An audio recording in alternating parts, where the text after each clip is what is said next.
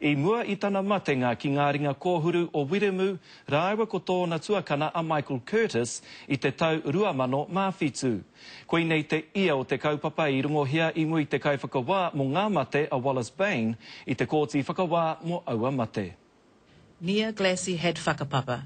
Her whakapapa was her past, present and future. It was her guarantee of safety and protection. Ultimately, whānau failed Nia. They despoiled their own whakapapa. E hāngai anō ana hei tā merepeka raukawa Tate. E tae ai te huripoki I ngā mahi tūkino ko huru tamariki. Arā he take nui tēnei, me tū toro tika ake te ao Māori, ka tika.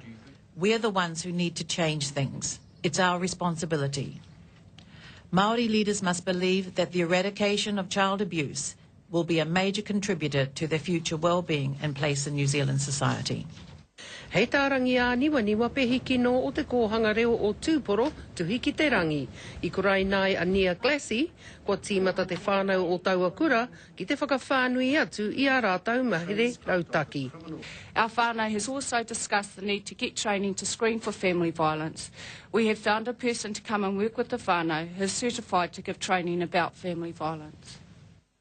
E take nui anō e tika ana, kia riro anō ma te Māori e atawhai e hautu, I roto I tēnei kaupapa whānui atu. Engari I te huri tuarāhia mai, arā e kore he rongoa e kitea.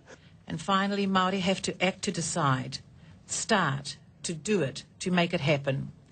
Even if all the other steps are in place, Māori still have to take the plunge. They have to act. Nā te mea I hua ke tēnei uiui, nā Nia Glassie.